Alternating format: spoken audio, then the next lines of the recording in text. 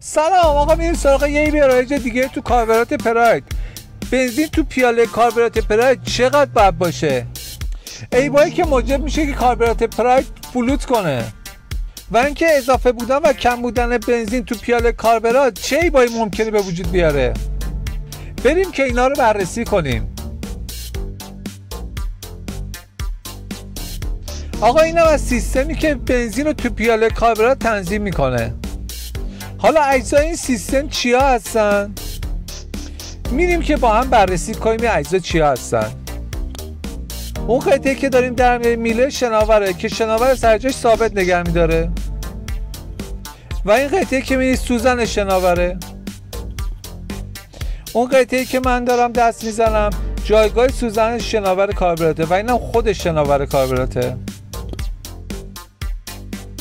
اول عیبی که میخوایم بررسی کنیم اینه که تو پیاله کاربرات کم بنزین بیاد و بعد از چند کیلومتر پیاله کاربرات خالی بشه و ماشین خاموش بشه. عیب فقط از این صافی میتونه باشه، یعنی وقتی دور این فیلتر یا این صافی رو آشغال بگیره اجازه نمیده بنزین به طور کامل وارد پیاله کاربرات بشه و همین هم باعث میشه که تو مسافتایی که مثلا 5 کیلومتر 10 کیلومتر میره یه دفعه ماشین خاموش بشه. تو شیشه پیاله کاربرات بنزین پایین پیچا وای میسه و هرچی مسافت بیشتری طی میکنید بنزین کمتر میشه و پیاله خالی میشه. یه عیب دیگه تو کاربرات پراید اینه که کاربرات پراید فلوت میکنه.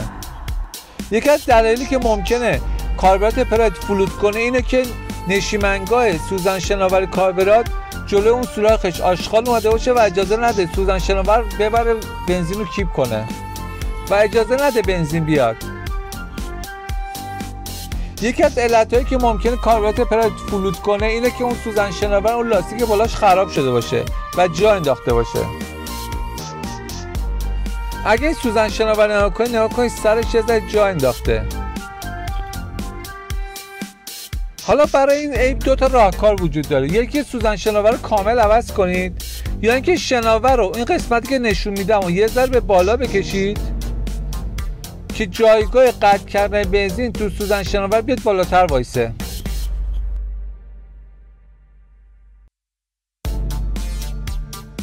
یکی از عیبا اینه که پایه خود شناور شل شده باشه و یه عیب دیگه هم اینه که خود شناور تنظیم نباشه و باعث بشه که بنزین بیشتر بیاد یا بنزین کمتر بیاد. حالا تو ادامه ویدیو نحوه تنظیم کردن شناور کاربرات رو بهتون توضیح میدم.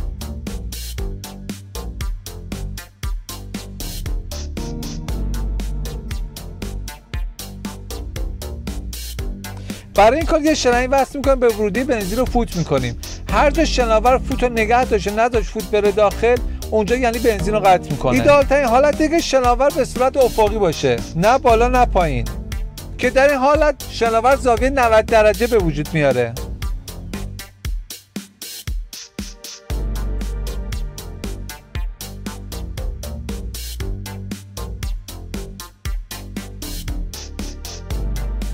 ببینید شناور کاربراتور دو تا پایه داره. یه پایه برای ورودی بنزینه که چقدر بنزین ورود پیدا کنه، یه پایه برای اینه که نذاره بیش از حد بنزین وارد کاربرات شه.